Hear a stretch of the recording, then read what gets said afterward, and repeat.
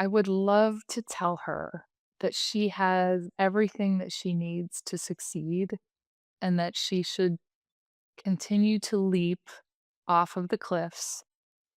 She will always land.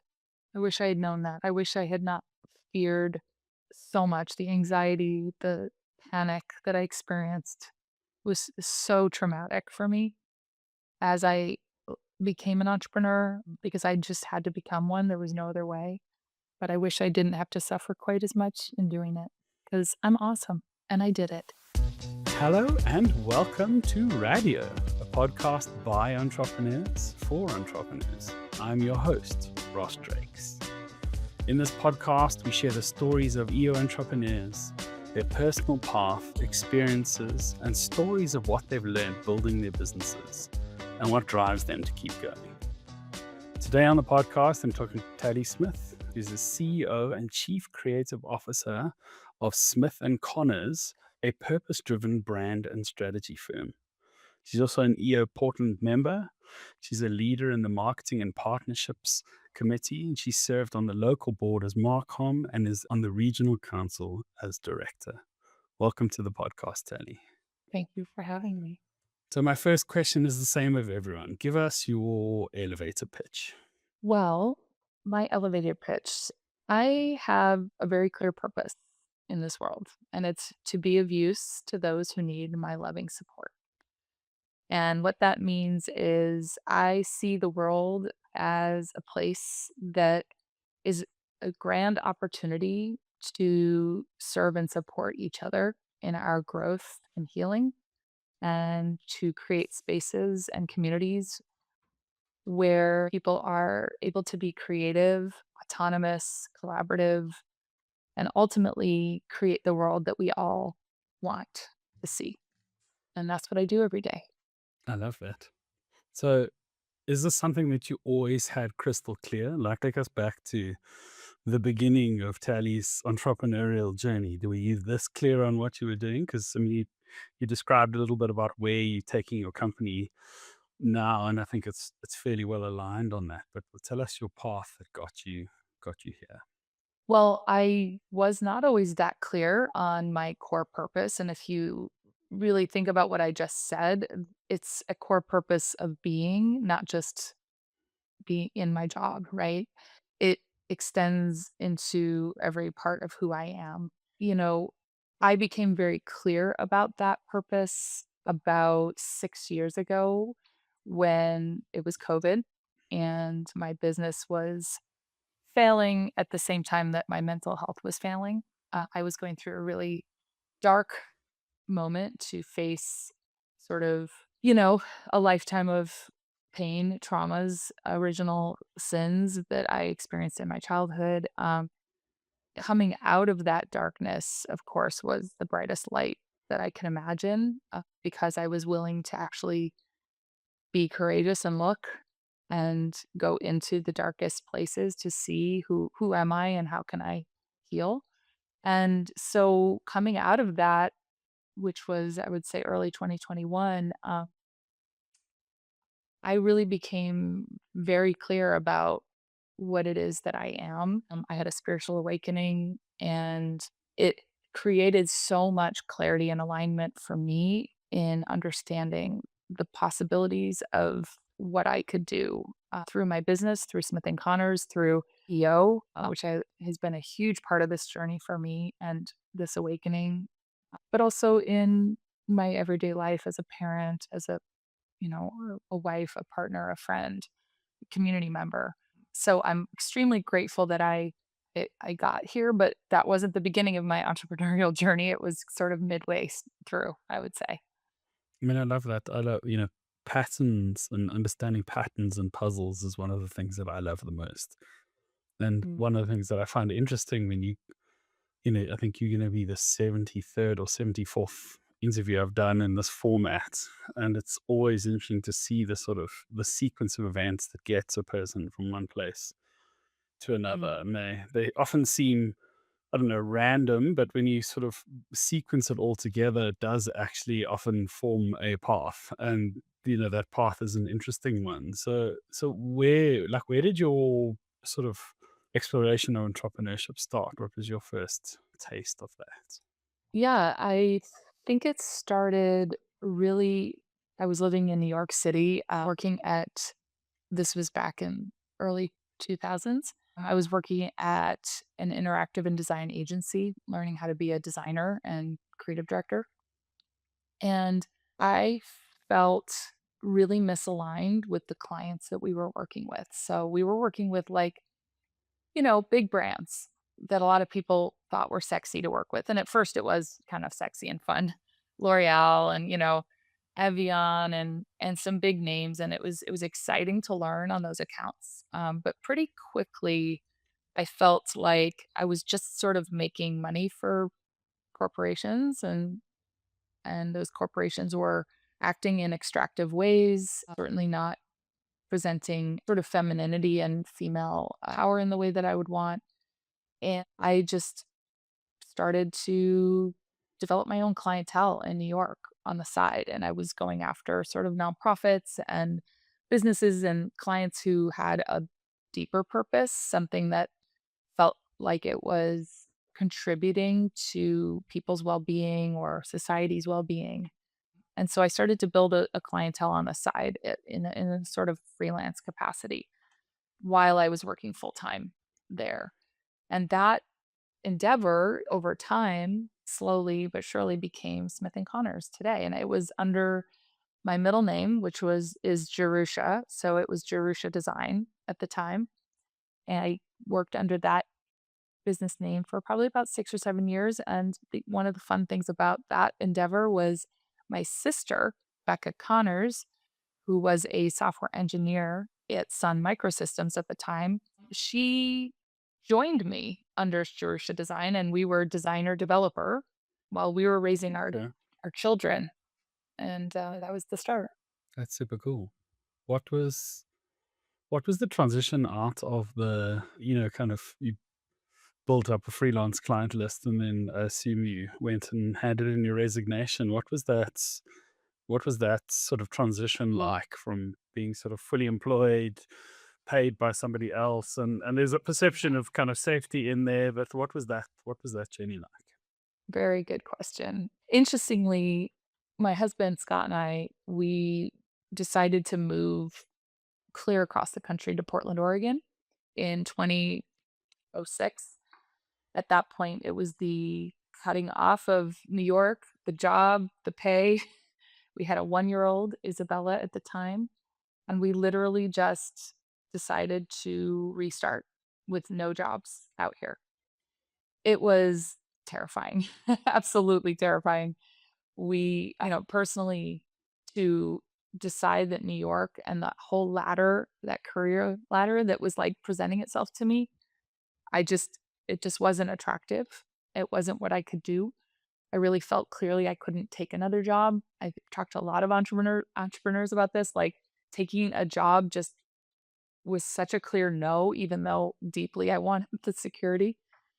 Something in me had to just leap and see if I could land, and that's what we did. We moved here, and I just had to figure out how to make money in a new city with a 1-year-old and a new mortgage, and yeah, it was honestly quite terrifying. I feel like I was white as a sheet most of the time.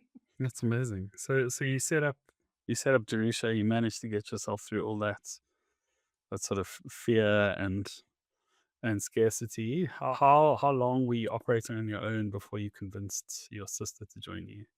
Well, she joined me pretty quickly at that point, but what was interesting was the next phase of it, which was that, my husband, Scott so my last name is Smith, Becca's is Connors, she's my older sister. Scott and I are the Smiths, and she's the Connors, so Smith and Connors, right? So we're family owned.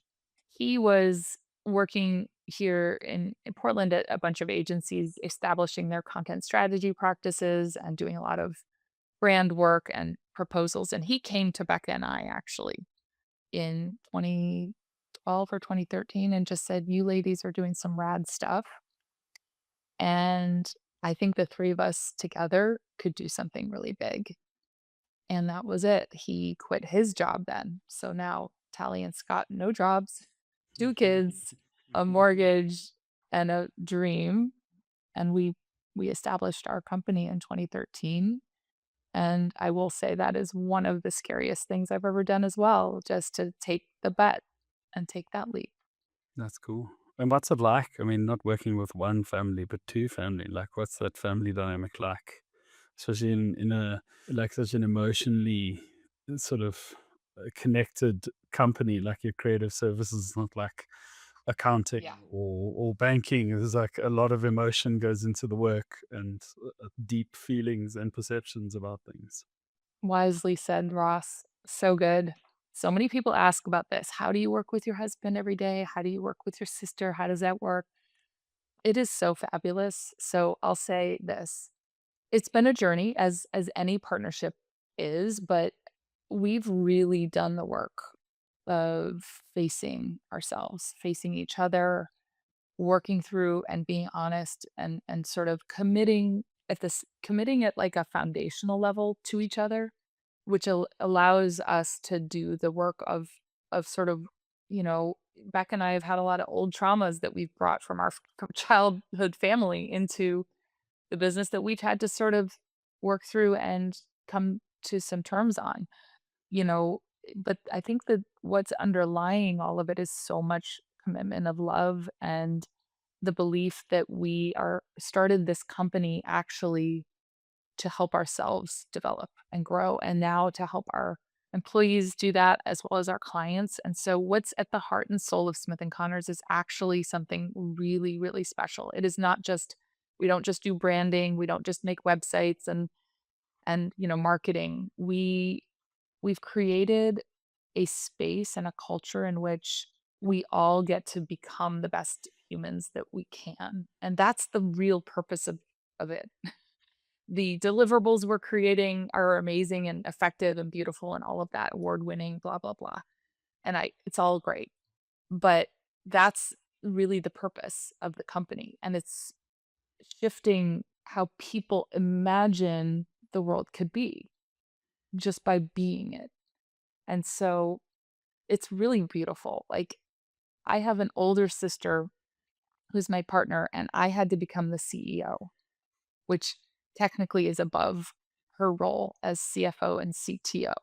That was a journey for me. Did I need to ask her permission? I felt, you know, there was all sorts of weird emotions for me around that. Like, I deserve it. I know I'm supposed to be CEO, but you know, how do I do that? And she was so generous and so beautiful about it. She's like, you were always CEO, Tally. I want you to be CEO. You know, that kind of moment is so healing and beautiful, just as an example. That's cool. I mean, it's interesting that you've had those conversations because you know the a lot of the family businesses that I know, there's a lot of unsaid things, or things are said. There's like layers of communication. There's like what's said in the room, then there's like what's said outside the room, then there's what's said in a message between two people, what's what's said, at the back of the dinner party, what's like all of these sort of layers are then all connected back into the relationships in the businesses. So if somebody is in a partnership or working with someone, or what is some advice, guidance that you would sort of give them to be able to have better conversations with these people to make the relationship between the partners better, and then that, I guess, spills out into the employees, and then I guess that spills out into the customers who are experiencing that. Yes, this is a wonderful class, and it's something I think a lot about. I believe, and I'll speak from my own experience because, you know, no advice in EO, but I had to really get honest with myself first. So I don't believe I could be as direct and honest with people now if I really didn't know who I am, and to get clear and to talk to myself and see myself honestly first, right? That was the work that I had started 10 years ago, and that really culminated in my awakening moment and the shift that was very dramatic for me. And it helps me to be able to be honest with someone else, even a sister, a husband, a client that I may be afraid of losing if I'm honest with, right? I had to get to the point where I was not going to be afraid of losing anybody because I had me. But I never felt that security before I did this deep work, this personal work. So I don't think you can fake it. I mean, you can try, but to have someone actually feel your honesty and directness as a safe place to be themselves, it has to come from something real. It Mm, can't be pretended. And I'm not saying we shouldn't try to fake it till you make it or whatever. And certainly I've done that and it helps train us, right? Train me. But now I can ask an employee, a client, what's going on? What's wrong here? Let me share what's going on for me and how I'm feeling. And I'm not putting it on them. I'm not putting the responsibility on them or the accountability for them to take care of me. And they know it. They can mm, feel that. That is a energy signature. That's a vibration that you cannot unsee, right? And so people feel when share or if I'm listening, they can feel safe in that because they can sense that I'm coming from wisdom. And I know this is kind of emotional or whatever this sounds like to you, but like we're in relationships in work. mm. Work is just another set of relationships. It's another set of opportunities to grow and heal ourselves and become the most purely wise and intuitive and generous people. And this is one of the reasons I love EO is the servant leadership approach. It's this idea that I'm here so that you can become. That's it. Full stop. If I'm doing that every day and I'm honest when somebody's upset with me or they feel like I haven't served them, then I'm just going to come from that perspective. But to do that, I had to do that work. And now I'm so solidly standing on my own 2 feet, and I do not need anybody to catch me or to try to placate me or to try to tell me that everything's gonna be okay because I don't need that. I'm solid. I know that I'm here and I can stand and lead. I can fail and get back up. I can jump and land. And that's great leadership. As you're talking, I'm just reflecting on something that I'm dealing with this week. We've been working with a client for about a year and a half, and I mean, the work we've done for them has fundamentally transformed their identity, their business, who they are, their products, the way they show up in the world. It's been like one of the most fulfilling sort of journeys that we've kind of taken somebody on. And me and my team have been operating in a space of being in a sort of, in a partnership. So there's an SOP that underpins the work we're doing, but there's extra things that have sort of come up that are the right path for kind of where we're all heading, and we've done all of these things. And now there's been a bit of a dispute on the one invoice, and it's turned out that they don't want to pay for any of the extra things that have been done. And it's interesting because, on one hand, it's a commercial, kind of negotiation, and we kind of backing and forwarding. But the thing that I've actually been struggling with is it's just signaled a pure values disconnect for me. So I'm not sure if I can continue working with the person because I can't show up the way that I was showing up, and I can't get my team to do the same thing because of this disconnect. It's so like it's so obvious to me now, like that we've been in a partnership and they've been in a transaction. And it's interesting because I mirror that with other clients. I was telling you earlier, we just signed this piece of work, and I worked together with them to make a proposal which would have made them one of our largest clients ever. And the one of the two partners freaked out and was like, this is too big. It's not right timing. It's not the right money. Like, no. But going through the process with him, we found another thing, and we've landed somewhere else. It wasn't where we started, but in that kind of partnership, he was like, while we were building it, it sounded exciting, but then when he had a pen hanging over the piece of paper, he was like, "Ugh, it doesn't feel right. Like I can't do this." And then, instead of it being transactional, it was saying like, "Okay, then what does work?" And then over the last sort of week and a half, 2 weeks, we've built an agreement that now works for both of us and is different to what we started with, but we'll likely end up there at some point in the future if it's sort of right. So I can kind of buy into this sort of energy connection kind of piece, especially in smaller like businesses where the core of the business is closer to the individuals. You know, I think it's different in larger organizations because those become sort of like mini groups of people that are stuck together. And I think it's a different dynamic that kind of plays out. But in businesses where the leadership is still close, I think this definitely plays out all the time. Yeah, I mean, it's a really great example, Ross, of like really coming with a mindset of possibility and not being set on the outcome. So, and what I mean by that is if I'm really going to be an honest person as a leader, honest about the way the world works, the way it is, right? The way it is I cannot determine an outcome and I can't control it. I can't control how my client or my potential client might respond to a contract or right, but I can operate with absolute clarity and an open mind to move with and toward something that could potentially work if I'm open and honest about it. So you by kind of moving toward this client and saying, "Okay, that doesn't work, but this is a partnership and let's actually partner on the way we might do this." Like it doesn't have to be a certain way. Just that stance is unique or it's different, right? It's saying something about what it is that you want. Mm. And then, I've done this in my own business where if the values are misaligned, I say no.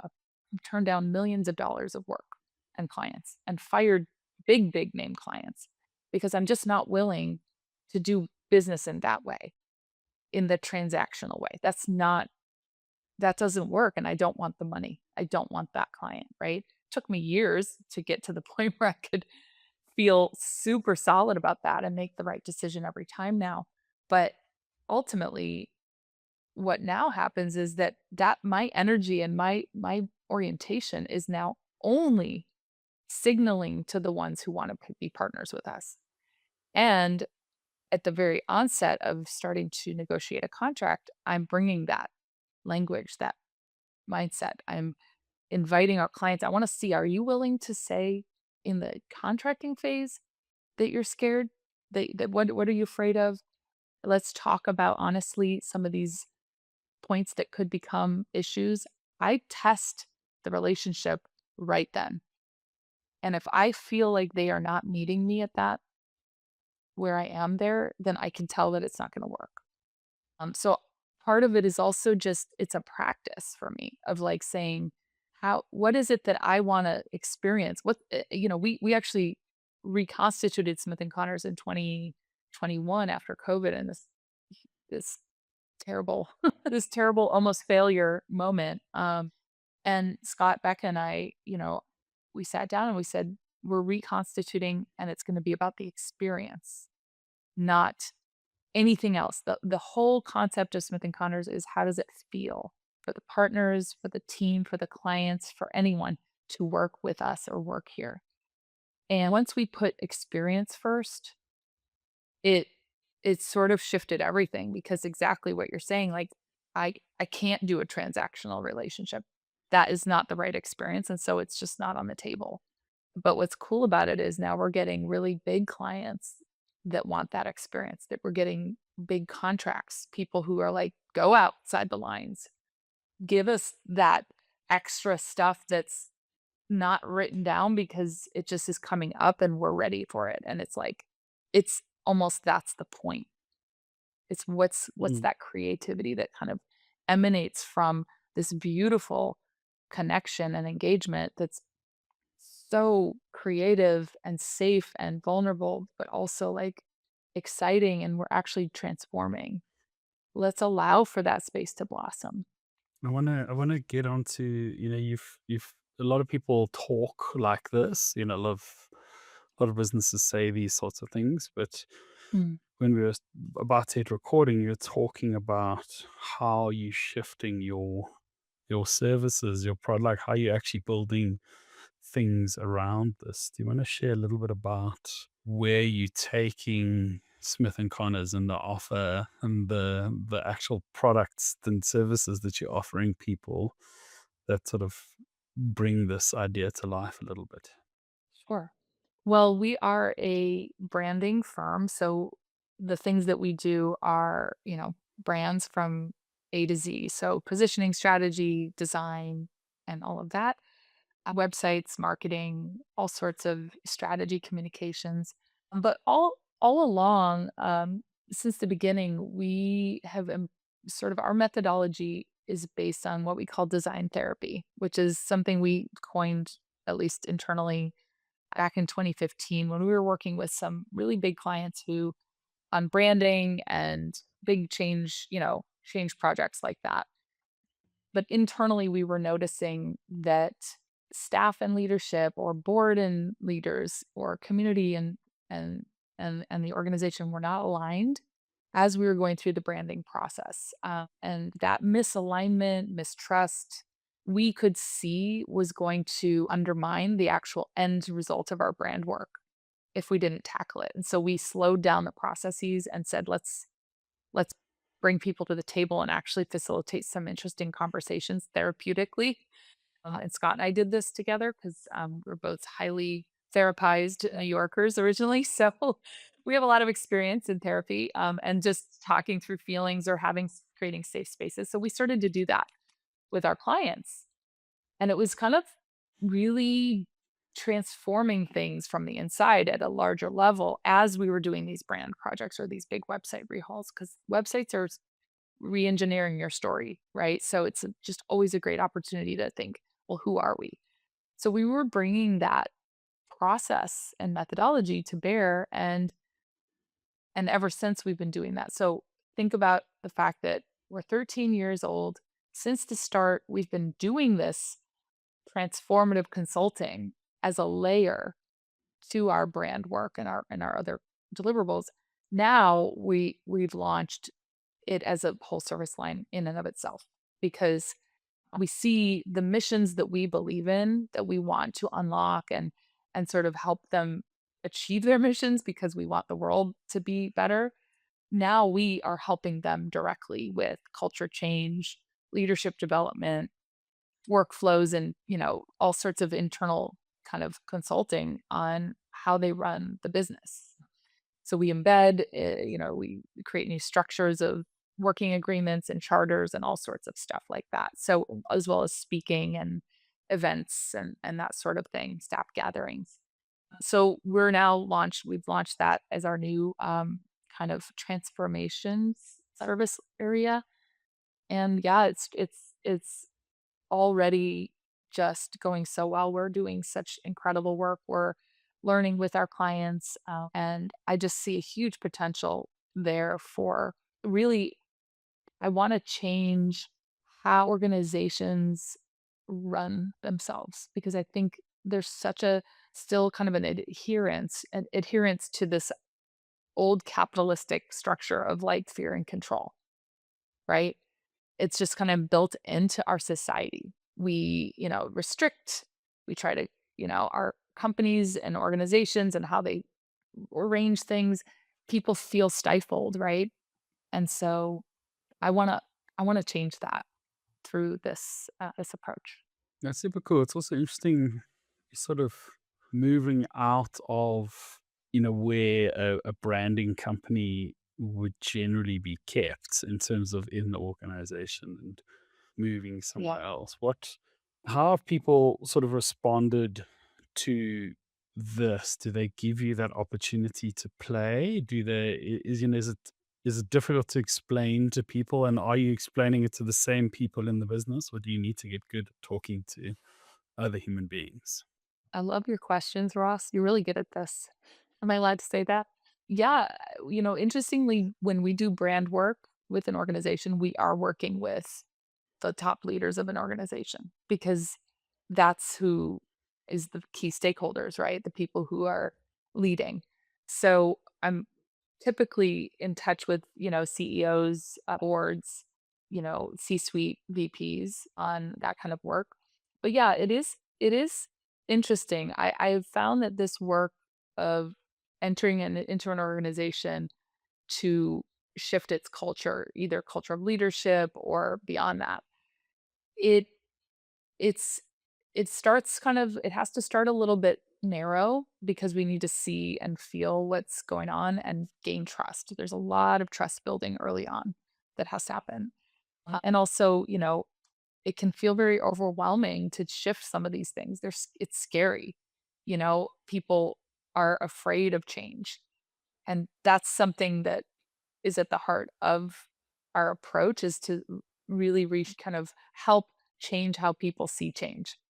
Yes, it's scary, but if we create the right container, like a safe, psychologically safe container where people actually are heard and that they see what their feedback is doing and that there's better communication and accountability, then they can start to flow with it. But it takes time.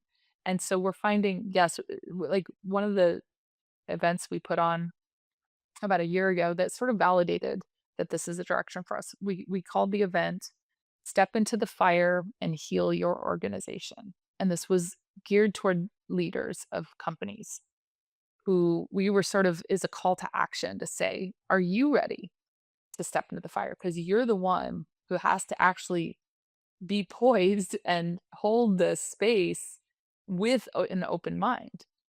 And that was the whole point of the event, and it was just really well attended, extremely, fruitful, difficult questions coming up, people yearning for this, yearning for a way to shift because they could see themselves in the way, but they just don't know how to get out of the way.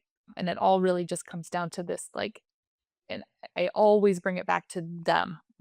How far are you willing to look at yourself and to be honest with yourself? We start there. Because if that leader is not willing to break down those fears and fear of control within themselves, it's just we're never going to get there. So I test with the person first, that CEO or that leader.